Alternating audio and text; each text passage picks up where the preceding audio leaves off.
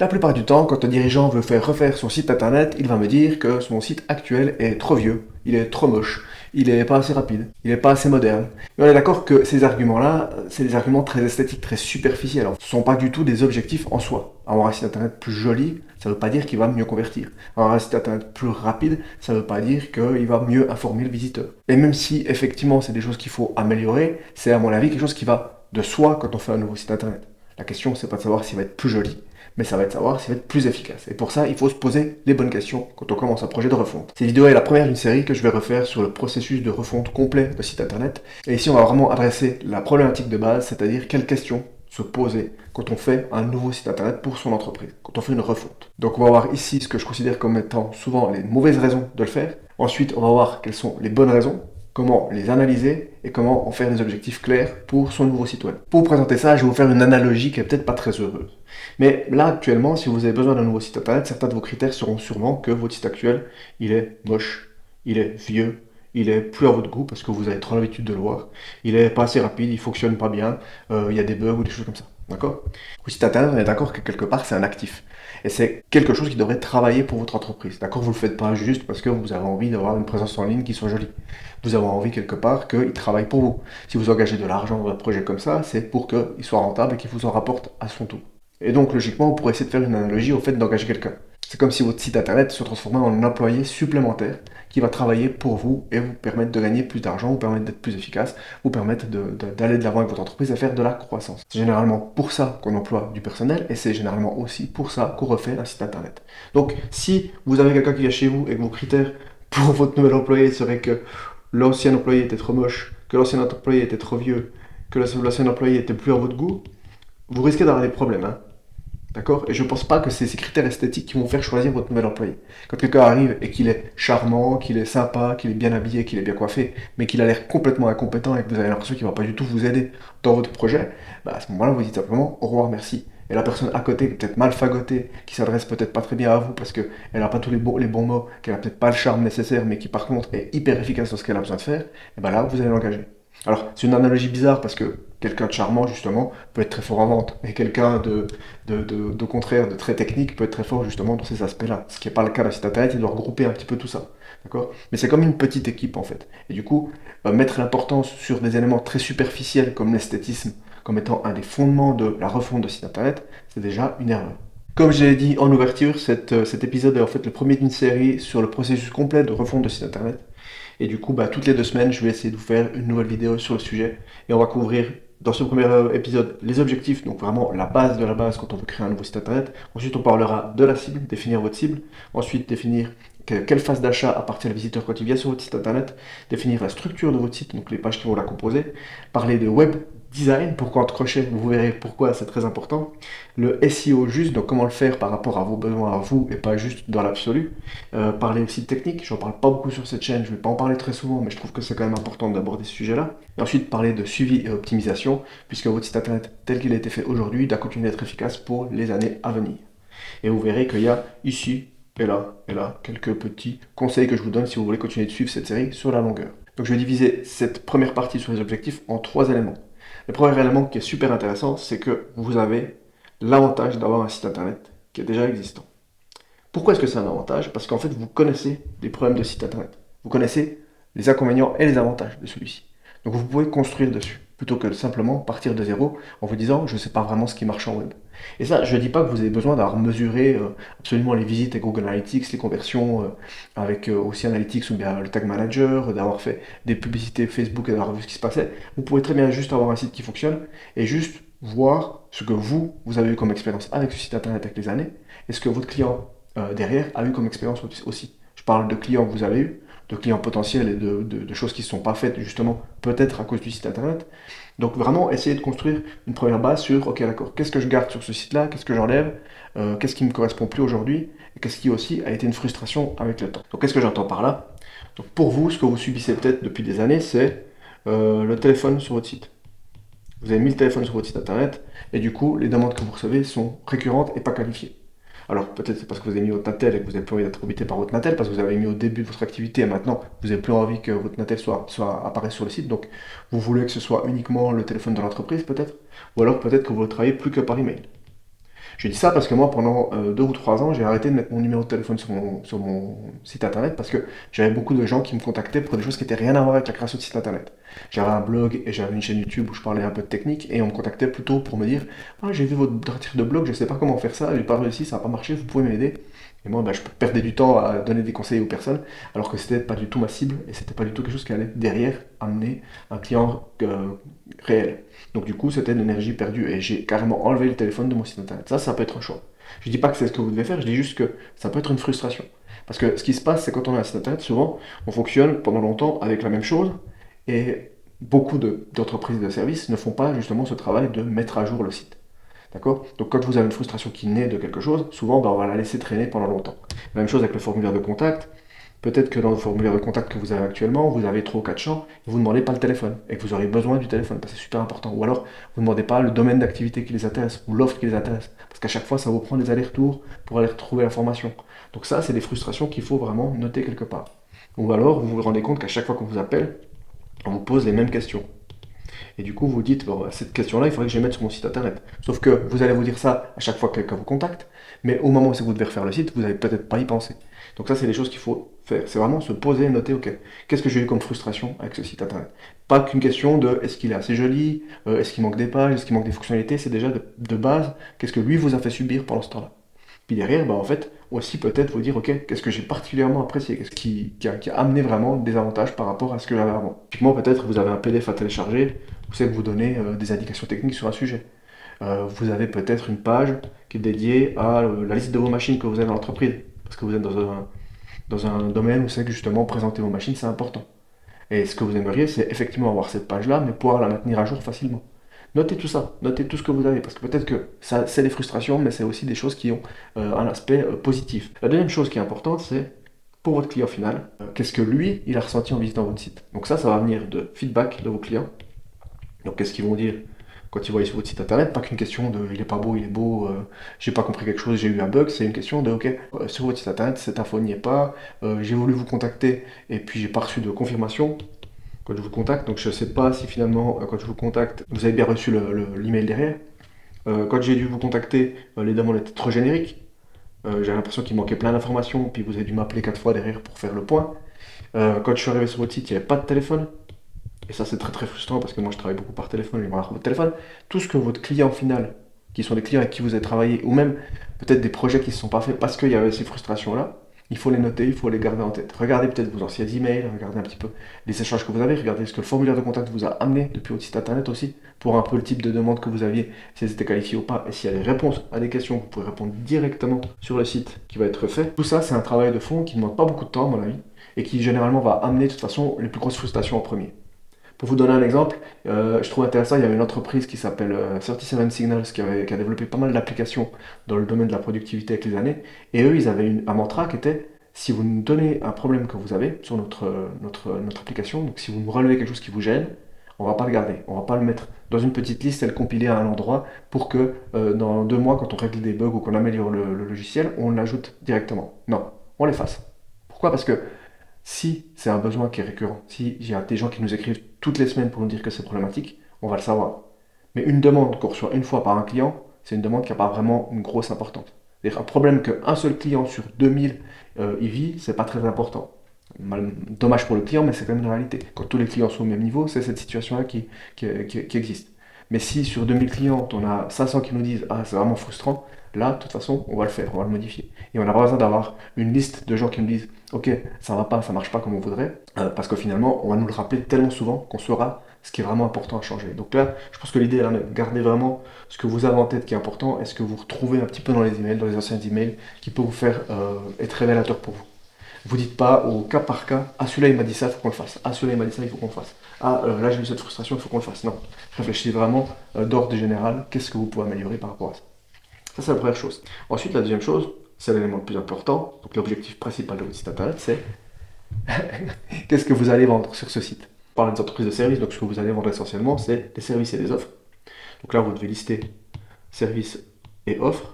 1, 2, 3. Vous allez lister vraiment tous ceux que vous allez traiter sur le site internet. Vous allez réfléchir à l'ordre dans lequel il sera affiché, c'est-à-dire qu'il y aura une hiérarchie. Donc le 2 sera peut-être plus important que le 1, vous aurez le 1 et vous aurez le 3. Et ensuite, vous allez faire un choix délibéré. Donc là, moi je vous parle des services, je pense que c'est l'élément le plus important du site internet, c'est l'élément que vous allez devoir mettre plus en avant, c'est l'élément qui va devoir être finalement le fil rouge de votre site, sur votre page d'accueil, sur vos différentes pages, toujours évoquer vos services, amener les gens vers ces pages de services et ces pages d'offres pour leur donner envie d'acheter. Mais du coup, il faut aussi derrière sur un chef choix délibéré, c'est-à-dire que cette hiérarchie-là, c'est peut-être ici, dans votre idée, pour votre idée, c'est votre service principal, donc service qui vous rapporte le plus de chiffre d'affaires. Ensuite, c'est votre service secondaire. Et ensuite, c'est une offre ponctuelle, par exemple. Donc si on doit relativiser ça par quelque chose de concret, par exemple, le service principal pour paysagiste, ça serait de la maintenance de jardin qui est faite une fois par mois. D'accord? C'est là que le gros du chiffre d'affaires il vient, 60-70% du chiffre d'affaires. D'accord? Ensuite, on a ici le service secondaire. C'est peut-être l'aménagement extérieur. Les gens ils viennent chez vous pour refaire complètement leurs extérieurs. C'est un projet de longue haleine, c'est des projets qui sont coûteux, qui sont beaucoup plus gros et qui en termes de marge vous apportent beaucoup plus de marge. Mais ça représente en fait un petit pourcent de votre chiffre d'affaires. Et ensuite, on a la dernière chose qui est des services ponctuels, et là qui représenterait aussi 20% du chiffre d'affaires, qui serait peut-être plutôt la taille d'arbre en été, pour des gens qui ont vraiment des besoins spécifiques à ce niveau-là, ou alors carrément le déneigement en hiver. Je donne souvent les mêmes exemples avec le paysagiste parce que c'est assez facile de les structurer, mais ça vous donne déjà une idée de comment vous pouvez positionner les choses.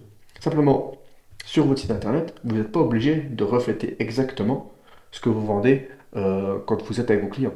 Parce que peut-être que le service principal, qui représente 60% de votre chiffre d'affaires, c'est du bouche à oreille. Et peut-être même que vous êtes pratiquement à capacité avec ça. Vous savez que vous ne pouvez pas prendre encore 20 clients comme ça. Et vous savez que de toute manière, ça va fonctionner en bouche à oreille. Donc est-ce que vous vous positionnez sur ce service-là ou est-ce que vous vous positionnez sur celui-ci qui vous donne plus de marge, qui vous donne des projets peut-être plus intéressants, plus stimulants que de se lever pour aller tondre un gazon. Ça va peut-être vous donner plus envie de dire ok, je vais aller dessiner des plans pour faire des aménagements extérieurs, je vais aller choisir des dalles d'une certaine couleur pour la terrasse, etc. etc. Vous voyez qu'on est dans une situation où c'est que le plaisir du travail aussi à faire, le fait de pousser un service plutôt qu'un autre, a son importance.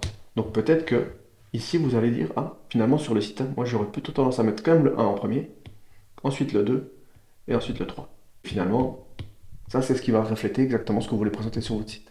Et si dans une année, la personne avec qui vous travaillez pour les machines vous fait des prix beaucoup plus élevés, ou que par expérience vous vous rendez compte que les projets d'aménagement sont compliqués, par expérience aussi vous n'avez plus envie de prendre toute l'énergie que ça demande parce que vous avez plus de personnel, ça demande plus de travail et que vous préférez redevenir petit, ou alors que vous avez un enfant et que vous ne pouvez plus traiter ce genre de projet, et bien vous rechangez ces éléments-là.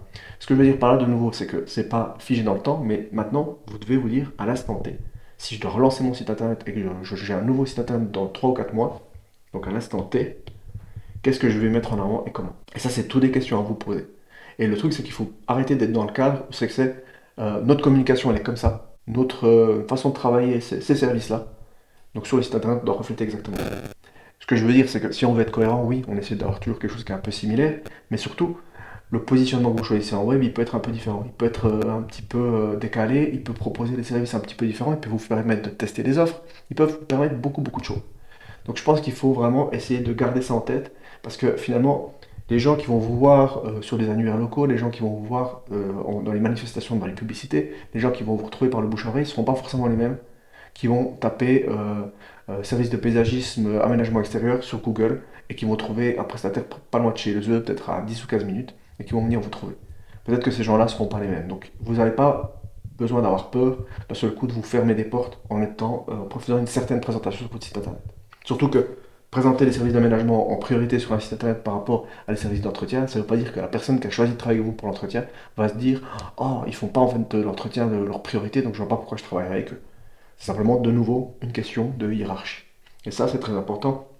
Définir l'objectif principal, ce que vous vendez, comment vous le vendez, dans quel ordre, et ensuite le reste du site internet finalement va découler beaucoup de ça. Maintenant, on va parler de l'objectif secondaire de votre site, donc ce qu'il peut faire à votre place en fait. Et là, c'est quelque chose qu'on a tendance à oublier, c'est qu'on pense que déjà, premièrement, souvent les sites vitrines sont passifs, d'accord? Donc moi je pense déjà que le site internet qui est actif pour vendre dans sa manière de présenter les offres, il est déjà plus passif, dans sa manière aussi de mettre des formulaires ou des choses comme ça. Mais là au milieu, il y a plein de questions de comment est-ce qu'on peut rendre le site internet aussi actif que possible pour qu'il fasse une partie de notre travail. Que à la limite, assisté par le travail du client, on ait quelque chose où on va économiser beaucoup de temps. La première chose, c'est qualifier. Comment est-ce que votre site internet peut qualifier? Parce qu'actuellement, peut-être vous recevez des téléphones, vous recevez des emails, vous recevez des demandes qui ne sont pas qualifiées.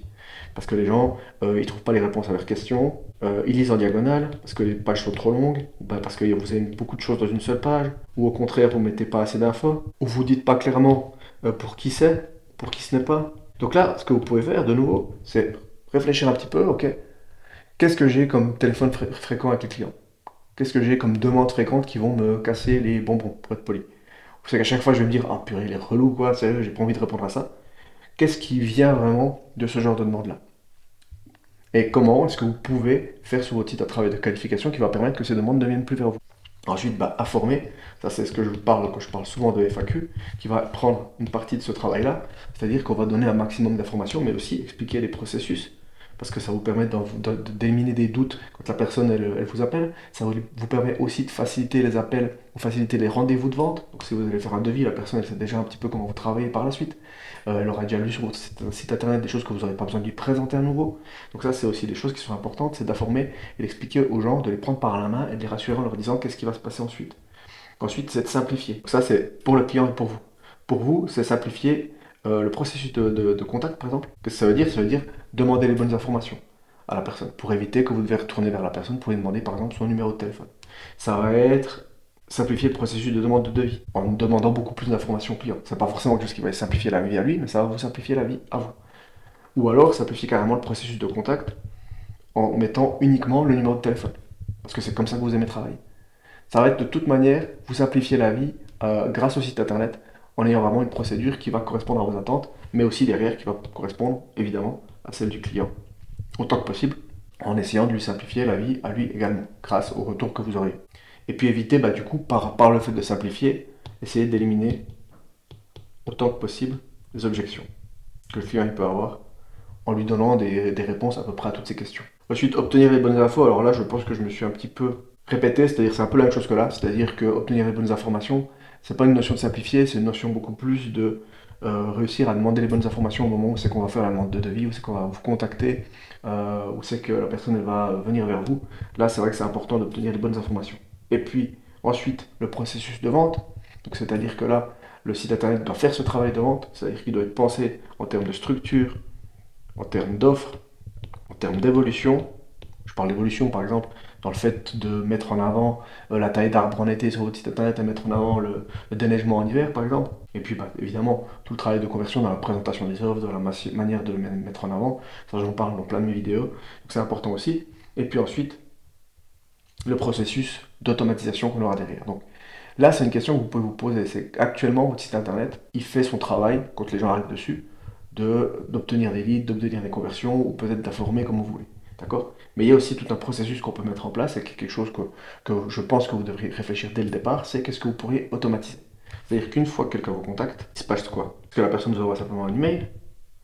Est-ce qu'elle va recevoir un email? Si elle reçoit effectivement un email, elle reçoit quoi? Elle reçoit une réponse standard, merci pour votre demande, ou alors une réponse automatisée par IA qui est plus détaillée et qui va dire, je peux déjà vous dire que ce que vous me demandez est parfaitement dans le genre de travail qu'on fait. Vous avez posé ces questions-là, je peux vous donner ces réponses-là, etc.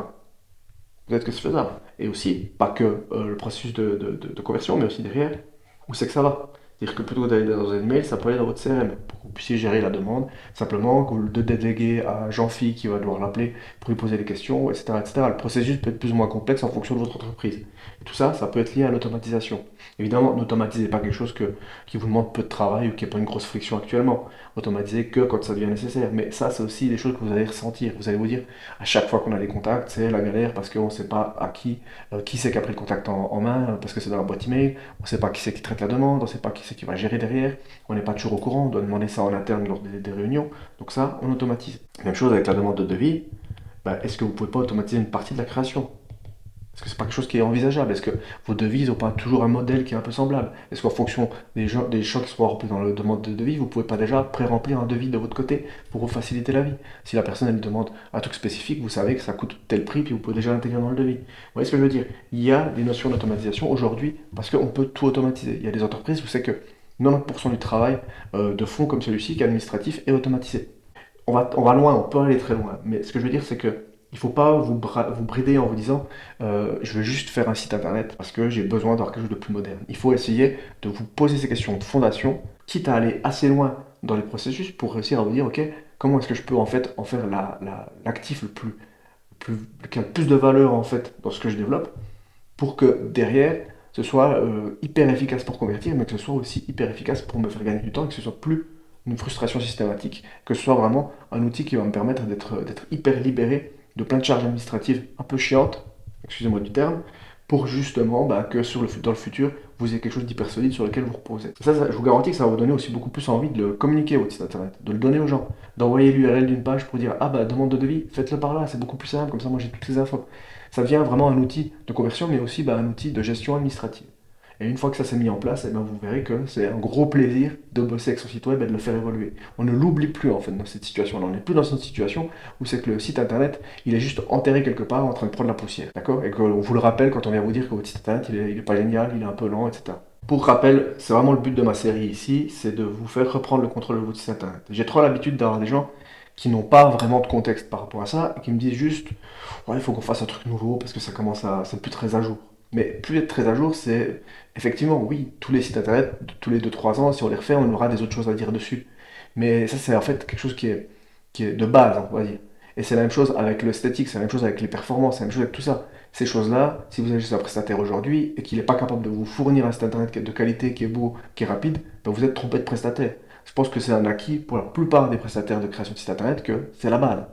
Maintenant, ce qui n'est pas la base, c'est vraiment de réfléchir en fait aux fondations du site internet. Et ça, vous vous dites peut-être, ben moi, c'est pas mon travail à moi, c'est le travail du prestataire de faire cette espèce de chemin. Hein.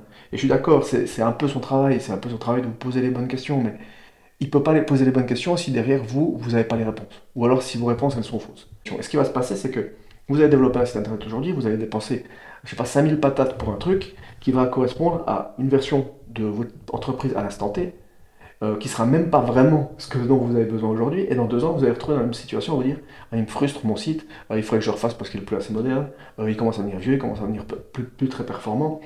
Et en fait, c'est une espèce de routine de faire les choses à moitié, plutôt que de se dire, ok, je me pose et j'essaie de vraiment comprendre pourquoi j'ai besoin de ce site, pourquoi je vais dépenser 5000 patates pour ce site, et vraiment réussir derrière à me dire, ok, potentiellement, dans une année et demie, ce site il est rentabilisé. Et avec ce fonctionnement-là et avec un suivi de qualité, et en ayant envie en fait de le faire suivre et de le faire évoluer, je sais que ce site internet-là, les résultats peuvent être exponentiels. C'est vraiment ce que je vous souhaite et c'est vraiment ce que j'essaie de vous expliquer de comment procéder pour y arriver. Et ça va toujours partir de cette idée que le site internet n'est pas passif. Le site internet doit être actif.